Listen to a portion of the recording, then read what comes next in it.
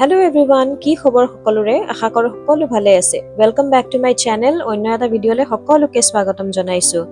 মুম্বাইৰ ছত্ৰপতি শিৱাজী মহাৰাজ ষ্টেচনৰ পৰা ট্ৰেইনত বহিলোঁ আৰু 9:10 ট্ৰেইন ষ্টাৰ্ট দিছে আৰু আমি এতিয়া গৈ আছোঁ নাছিক। আৰু ইয়াৰ পৰা নাছিকলৈকে মাত্ৰ 3 ঘণ্টাৰ সময়। আৰু নাছিকনো কিয় গৈ আছোঁ ভিডিঅ'টো শেষলৈকে চালে গম পাব। আৰু 3 ঘণ্টা জাৰ্ণি কৰি এয়া পাই গ'লোঁ আহি নাছিক ষ্টেচন।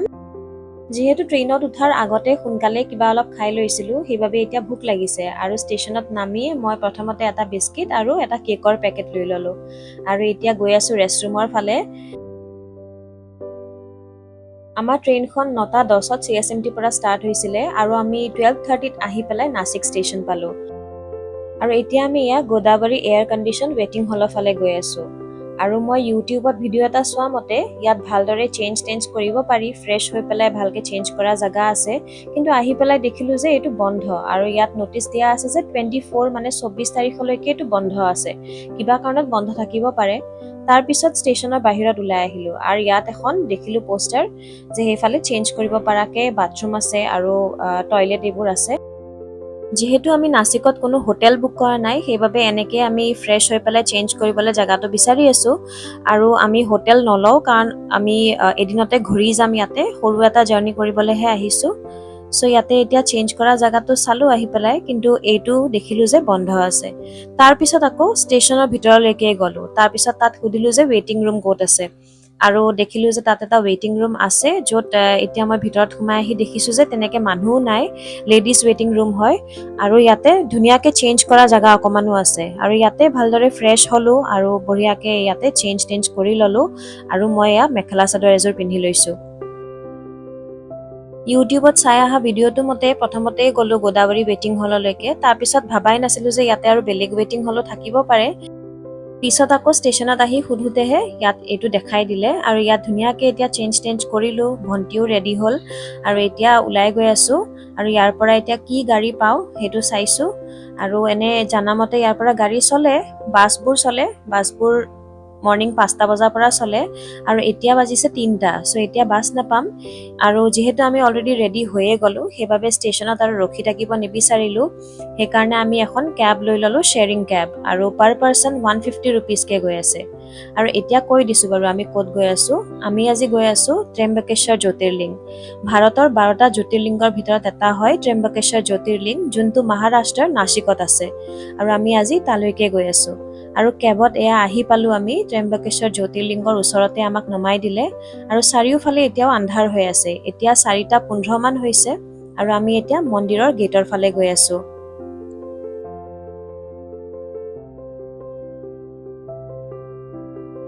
মন্দিৰৰ গেট পাওঁতে দেখিলোঁ যে অলৰেডি আগৰ পৰাই মানুহ ইয়াতে ৰখিয়ে আছে, মানে মানুহে শাৰী পাতা আৰম্ভই কৰিলে। আৰু এয়া দুৱাৰখন বন্ধ আছে এতিয়াও।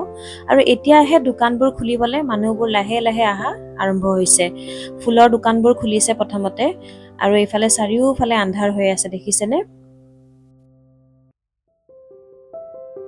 আমিও ইয়াতে অলপ দেৰি ৰখিলোঁ। আমি ৰখাৰ পিছতে আৰু মানুহ আহিছে, আমাৰ পিছতো শাৰী পাতিছে।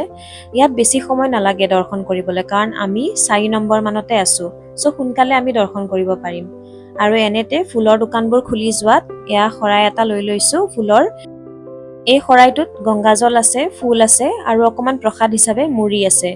আৰু ইয়াত চাকি ধূপ তেনেকৈ ভিতৰত জ্বলাবলৈ দিয়া নহয় কাৰণে কোনো দোকানত এতিয়া বিচাৰি নাপালোঁ। আৰু মাত্ৰ এখন নে দুখনহে দোকান খুলিছে, সেইবাবে বেছি একো চাবলৈও নাপালোঁ। চ' এইটো শৰাইকে লৈ ল'লোঁ আৰু শাৰী পাতি আছোঁ এতিয়া এনেকৈ।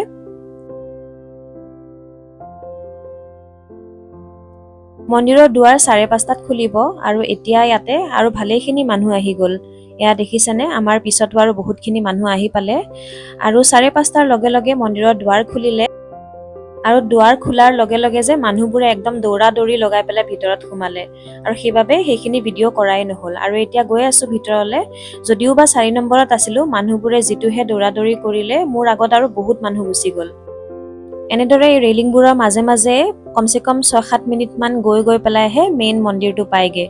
এয়া ভিতৰলৈ গৈয়ে আছোঁ। আৰু ইয়াতে এখন ন'টিচ বৰ্ড দেখিছোঁ, য'ত লিখা আছে ভিতৰত ফটোগ্ৰাফী এলাউড নাই বুলি।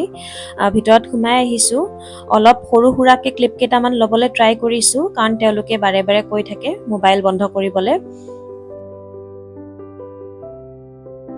দুটামান সৰু সৰু ক্লিপ লৈ পেলাই হ'লেও আপোনালোকক অকণমান দেখুৱাবলৈ ট্ৰাই কৰিছোঁ।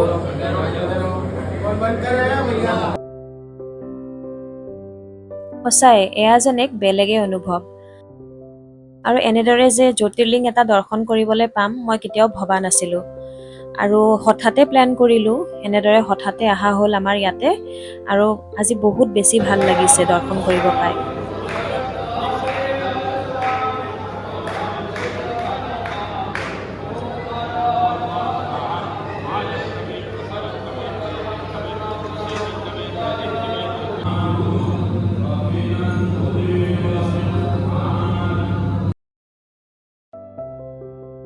বহুত সময় মন্দিৰৰ ভিতৰতে বহিলোঁ। তাৰপিছত লাহে লাহে যেতিয়া পোহৰ হৈ আহিছে, তাৰপিছত বাহিৰলৈ ওলাই আহিছোঁ, আৰু এতিয়া 7:30 হৈছে। 7:30 বজাতহে এইখিনি পোহৰ হোৱা আৰম্ভ হৈছে। তথাপিও ভালদৰে এতিয়াও ছানৰাইজ হোৱাই নাই, অকণমান অকণমানহে পোহৰ হৈছে। আমাৰ ফালে 5:30 বা 5টামান বজাত যেনেকুৱা এটা হৈ থাকে, তেনেকুৱা এটা পৰিৱেশ ইয়াতে 7:30 বজাত। ত্ৰয়ম্বকেশ্বৰ জ্যোতিৰ্লিংগ হৈছে ভগৱান শিৱৰ 12জন জ্যোতিৰ্লিংগৰ ভিতৰত অন্যতম। আৰু এই মন্দিৰটো 18শ শতিকাত পেশ্বৱা বালাজী বাজিৰাৱে নিৰ্মাণ কৰাইছিল।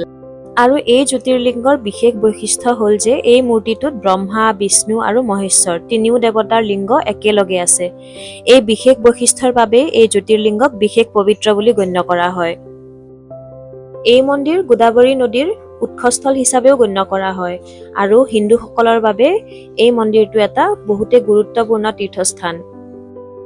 বছৰীয়াত হাজাৰ হাজাৰ তীৰ্থযাত্ৰী আহে, বিশেষকৈ শাওণ মাহত, মহাশিৱৰাত্ৰিৰ সময়ত আৰু কুম্ভ মেলাৰ সময়ত। মন্দিৰটোৰ গোটেই পৰিৱেশটো যে ইমান বেছি ধুনীয়া, গোটেই চৌহদটোৱে বহুত ধুনীয়া হয়। আমি দৰ্শন কৰি ওলাই আহি মন্দিৰৰ বাহিৰতে বহুত সময় বহিলোঁ, আৰু ইয়াত বহিও যে বহুত ভাল লাগিছে। চাৰিওফালৰ পৰিৱেশটো সঁচাকৈ বহুতেই বেছি ধুনীয়া হয়। আৰু এয়া হৈছে মোৰ প্ৰথমটো জ্যোতিৰ্লিংগৰ দৰ্শন। বাবাৰ আশীৰ্বাদ থাকিলে বাকী 11টাও সোনকালে দৰ্শন কৰিব পাম বুলি আশা থাকিলে। মন্দিৰ দৰ্শন কৰি ওলাই আৰু ক'ত ক'তনো গ'লো সেইটো আপোনালোকে নেক্সট ভিডিঅ'ত পাই যাব। আৰু আজিৰ ভিডিঅ'টো যদি ভাল লাগিলে লাইক, কমেণ্ট, শ্বেয়াৰ কৰিবলৈ নাপাহৰিব, আৰু মোৰ চেনেলটো ছাবস্ক্ৰাইব কৰিবলৈ নাপাহৰিব। আজিলৈ তেনেহ'লে ইমানতে এৰিছোঁ। পুনৰ বেলেগ এটা ভিডিঅ'ত লগ পাম। হৰ হৰ মহাদেৱ।